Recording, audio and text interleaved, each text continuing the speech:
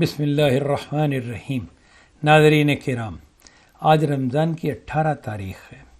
ہم تزکیہ بالقرآن کے اگلے پروگرام کے ساتھ حاضر خدمت ہیں۔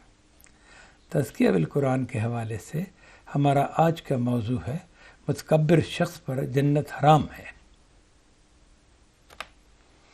ارشاد باری ہے، بسم اللہ الرحمن الرحیم، ان الذین کذبوا بآیاتنا واستکبروا عنہا لا تفتح لهم ابواب السماء ولا يدخلون الجنة حتى يلج الجمل في سم الخياط وكذلك نجزي المجرمین۔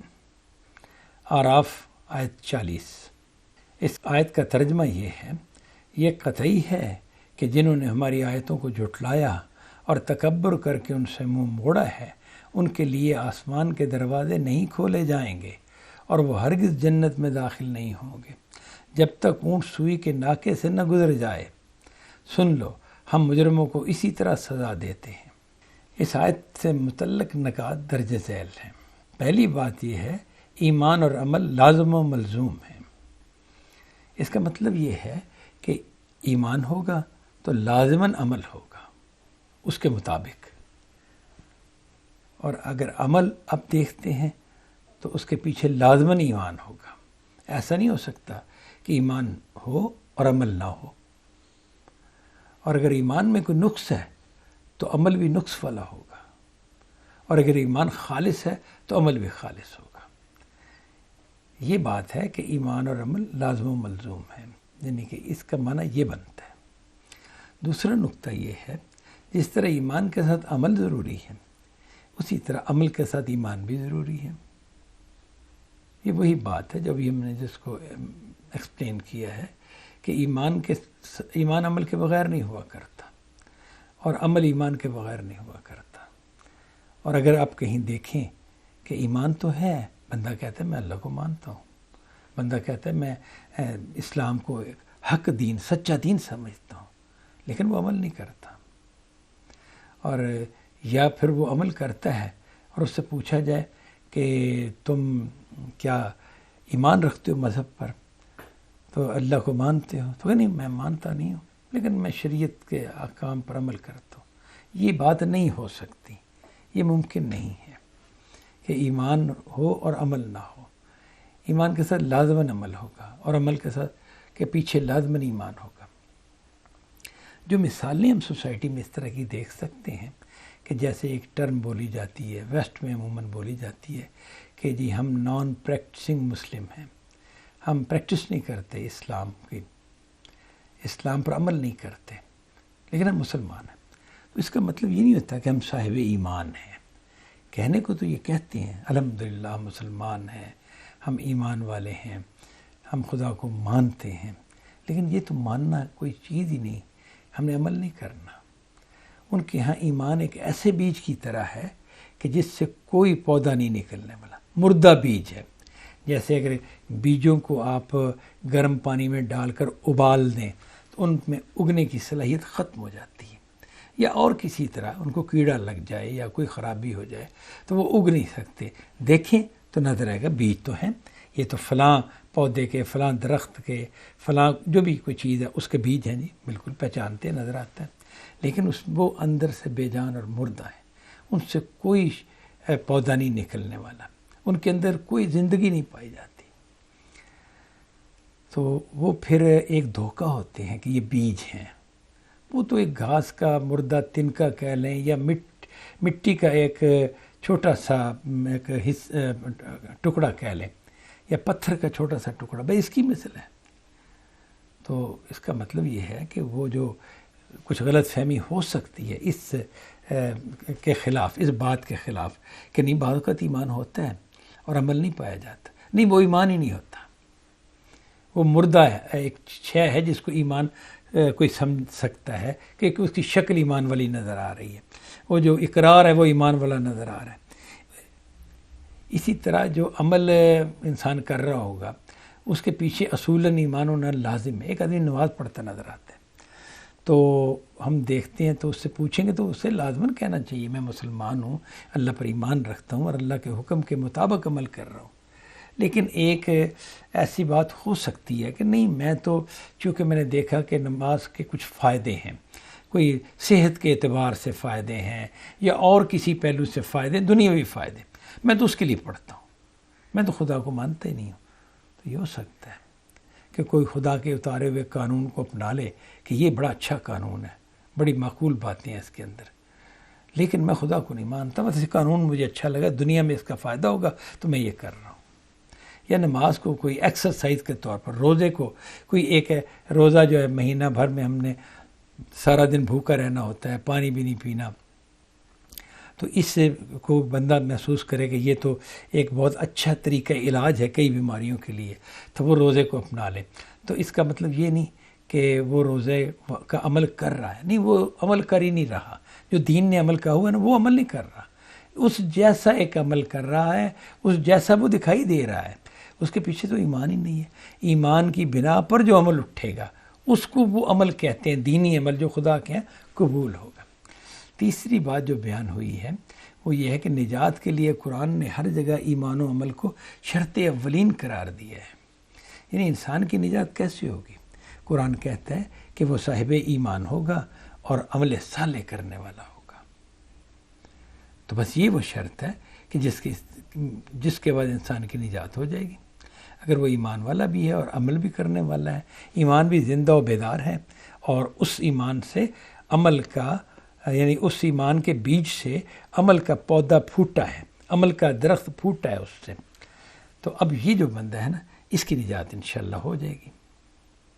چوتھا پوائنٹ یہ ہے، انسان اگر جانتے بوجھتے اپنے پروردگار کو اور اس کی آیتوں کو ماننے سے انکار کر دے یا اس پر افتراء کرے اور کسی کو اس کا شریک ٹھہرا دے تو یہ استکبار ہے.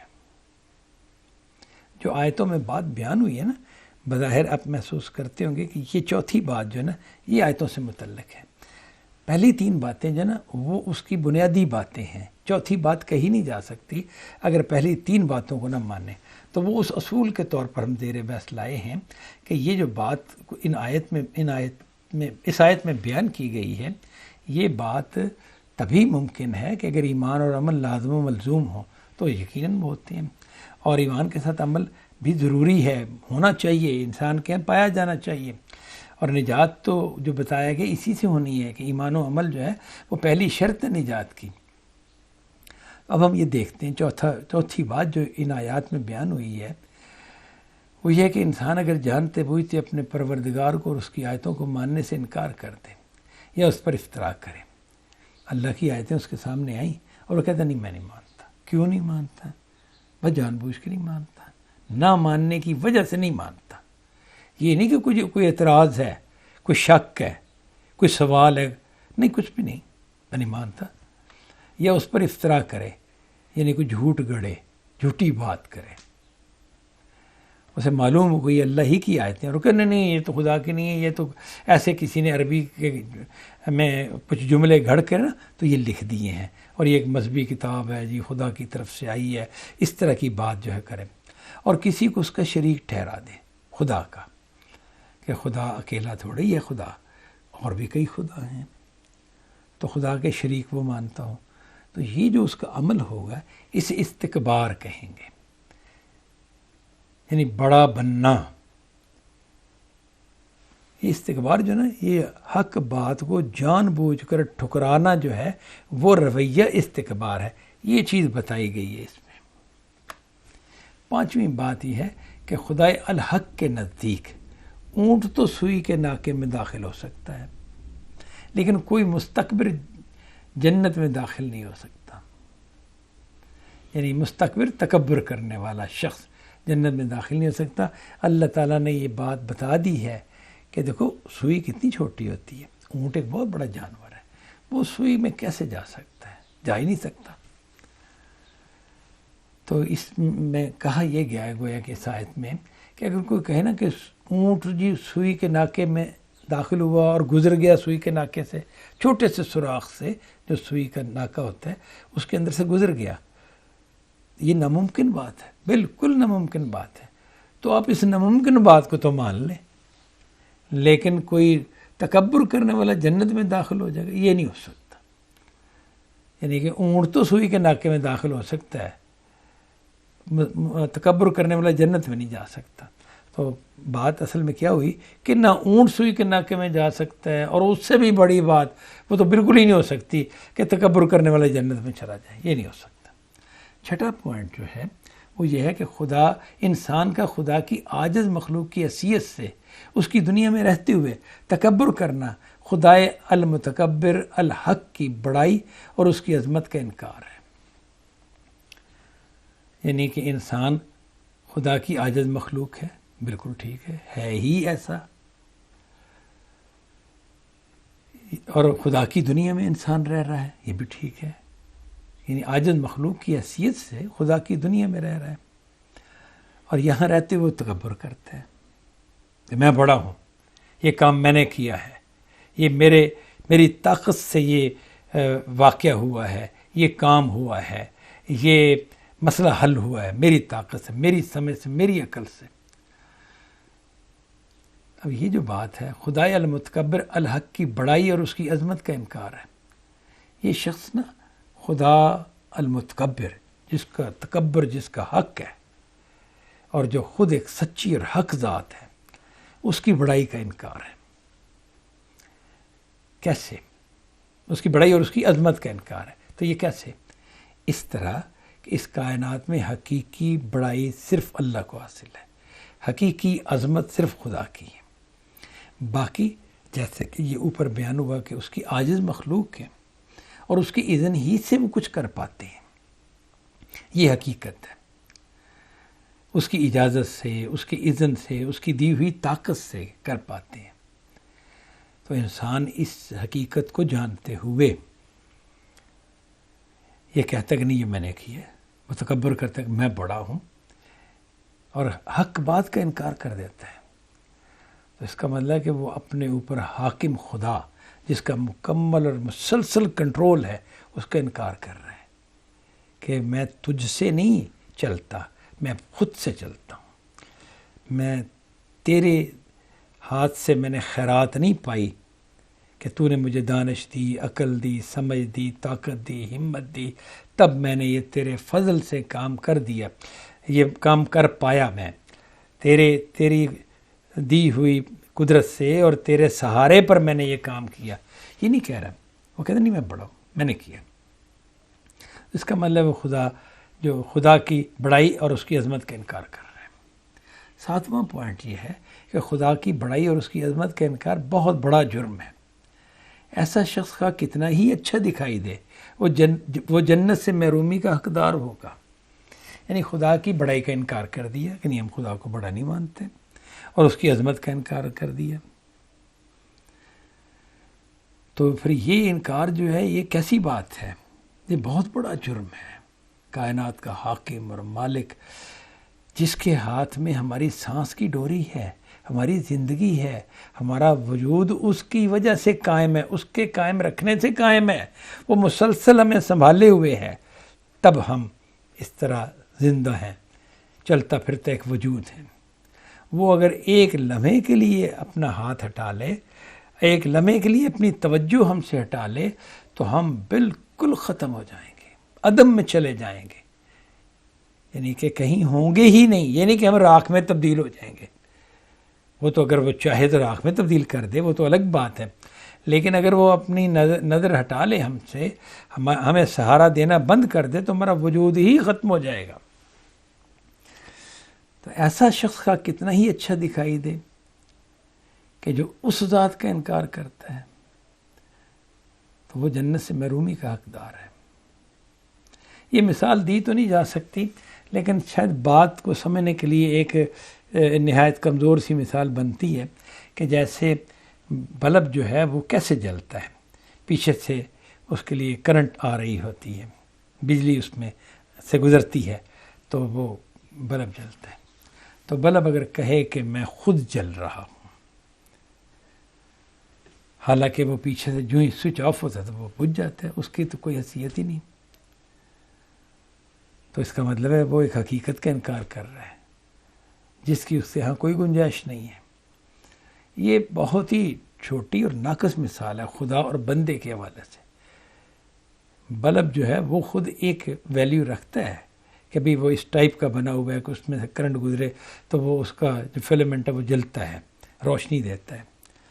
تو اس کا بلب بھی کوئی چیز ہے اور کرنٹ اپنی جگہ پہ اپنی حیثیت رکھتی ہے. یہ لہذا یہ خدا اور بندے کی مثال نہیں دی جا سکتی. لیکن ایک بات سمجھنے کے لیے ہم بات کر رہے ہیں کہ خدا ہی کے سنبھالنے سے بندہ کوئی حیثیت رکھتا ہے، ورنہ تو اس کی کوئی حیثیت ہی نہیں ہے. یہ 7 نکات تکبر سے متعلق جو قرآن مجید کی آیت ہے اس کی بنا پہ ہم نے بیان کی ہے. اب ہم یہ دیکھتے ہیں کہ احادیث میں تکبر کی شناخت کے حوالے سے کیا باتیں آئی ہیں. تو پہلی حدیث جو ہے اس سلسلے میں یہ ہے، نبی صلی اللہ علیہ وسلم کا ارشاد ہے کہ جس شخص کے دل میں رائی کے ایک دانے کے برابر بھی غرور ہو وہ جنت میں داخل نہیں ہو سکتا. یعنی حدیث میں یہ بات واضح ہوئی کہ تکبر جو ہے جو جنت سے میں جانے سے روک دے گا، وہ چاہے رائی کے ایک دانے یعنی ایک ذرے کے برابر بھی تکبر ہوا نا تو جنت میں نہیں جا سکتا بندہ. یہ نہیں کہ کوئی بڑا تکبر ہو تو تب وہ جنت سے رکے گا. یہ حدیث نے وضاحت کر دی آیت کی کہ یہ تکبر کا معاملہ ایسا غلط ہے اور ایسا نقصان دہ ہے انسان کے لیے کہ اگر اس کے دل میں ایک رائی کے دانے کے برابر بھی تکبر ہوا تو وہ جنت میں داخل نہیں ہو سکتا. غرور اور تکبر ایک ہی مفہوم میں ہے یہاں پہ. دوسری بات جو ہے، دوسری حدیث جو ہے وہ یہ کہ نبی صلی اللہ علیہ وسلم نے فرمایا کہ عزت پروردگار کی ازار اور بزرگی اس کی رضا ہے. جو ان میں اس کا مقابلہ کرے گا اسے عذاب دیا جائے گا. اس کا مطلب یہ ہے کہ میں عزت والا ہوں، میں زور اور طاقت والا ہوں، یہ خدا کی بات ہے، یہ اس کا لباس ہے خدا کا. عزت جو ہے نا، عزت، زور، طاقت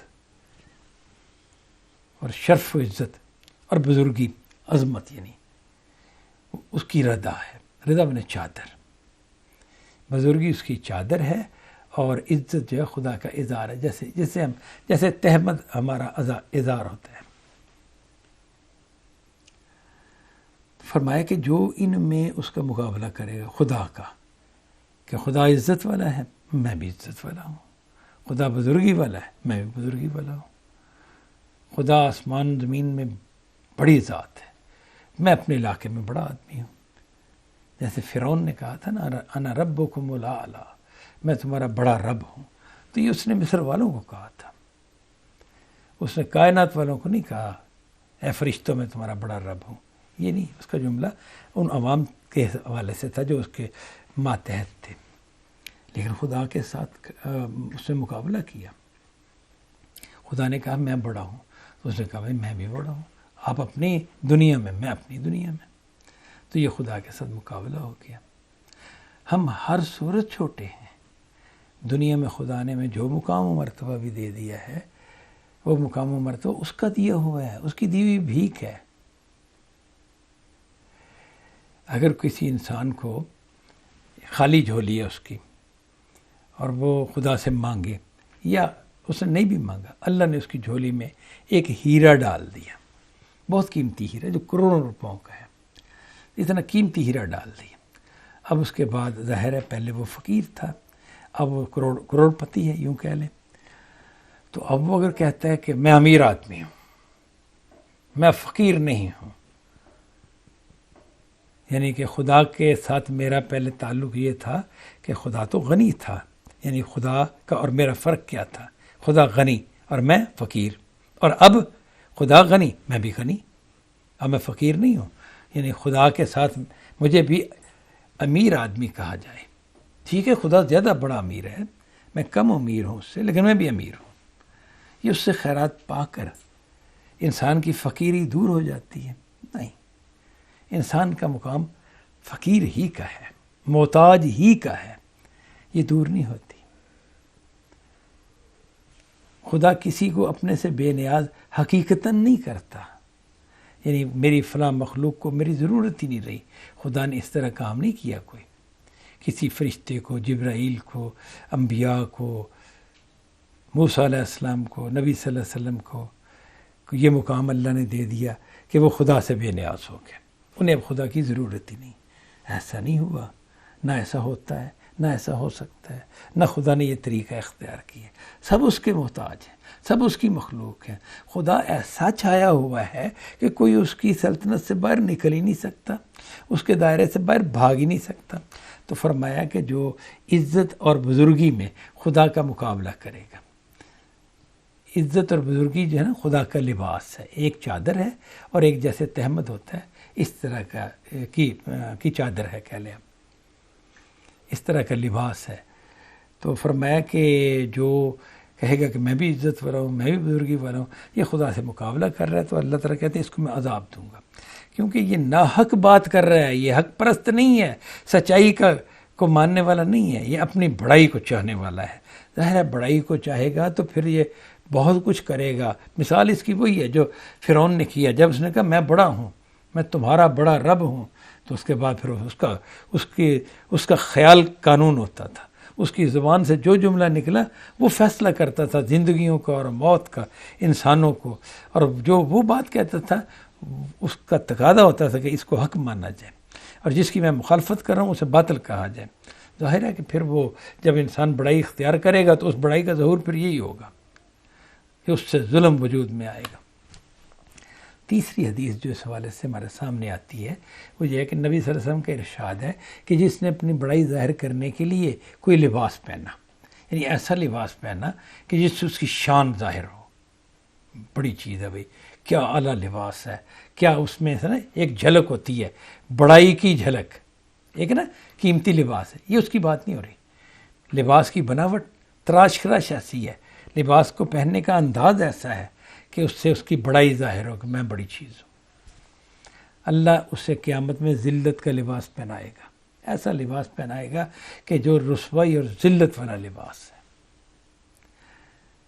اس کو ہم اس طرح سمجھ سکتے ہیں جیسے کوئی غریب اور آدمی بالکل فقیر اور مسکین ہے اور اس کے پاس پہننے کے لیے کپڑا نہیں، تو چیتھڑے اس نے اپنے جسم پہ لٹکائے ہوئے ہیں، پھٹا پرانا کپڑا، گندا کپڑا، قمیض اگر ہے، یا اسی طرح اس نے کوئی شلوار یا تہمد پہنی ہوئی ہے تو وہ بھی جگہ جگہ سے پھٹی ہوئی اور بالکل گندی میلی. تو اس طرح کی لباس ہے. تو یہ اسے ہم بھی کہیں گے کہ یہ ذلت کا لباس ہوا. اس سے کوئی آدمی جو ایک ٹھیک ٹھاک آدمی ہے، پڑھا لکھا آدمی ہے اور کوئی ایک مقام و مرتبہ اس کو سوسائٹی میں حاصل ہے، اسے کہیں کہ تم یہ لباس پہن لو، یہ جو فقیر والا لباس ہے، تو وہ کہیں کہ میری ذلت ہے اس کے اندر.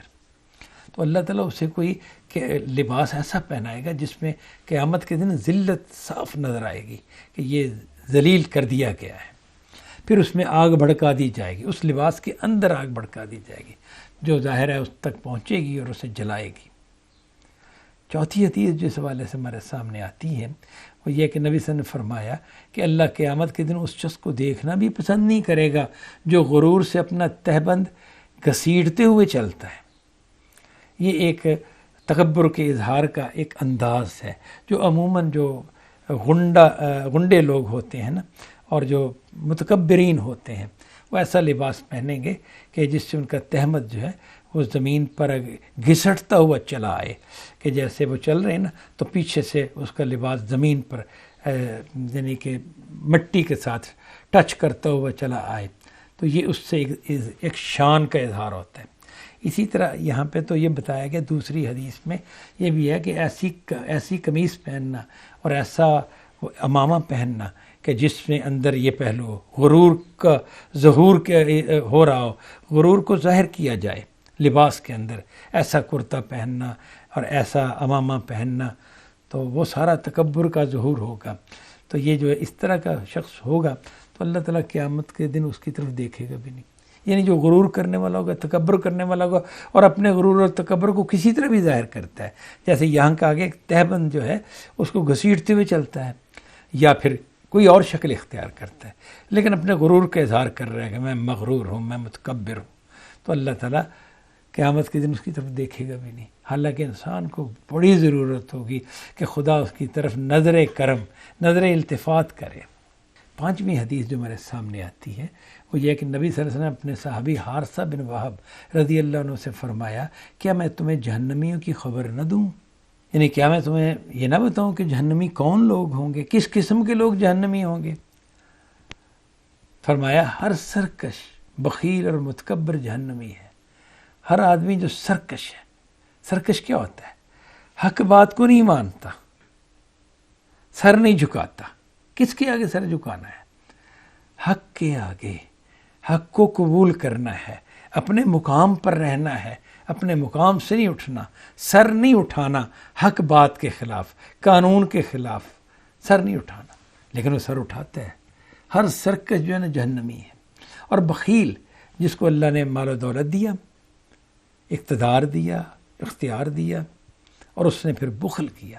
بخل سے مراد کہ اپنے بھائی بندوں کو جو بالکل اس کی طرح تھے، خواہ اس کا کوئی سگا بھائی تھا یا اس کے رشتہ داروں میں سے کوئی تھا یا عام انسانوں میں سے کوئی تھا، اپنے مال کو اس سے روکا، حالانکہ اس کو ضرورت تھی، لیکن میں کیوں پوری کروں؟ تو یہ جو بخیل ہے نا، یہ جہنمی ہے۔ اور متکبر شخص جو تکبر کرتا ہے، فرمایا کہ وہ جہنمی ہے۔ یعنی ہر سرکش جہنمی ہے، ہر بخیل جہنمی ہے، اور ہر متکبر جہنمی ہے۔ وآخر دعوانا ان الحمد للہ رب العالمین۔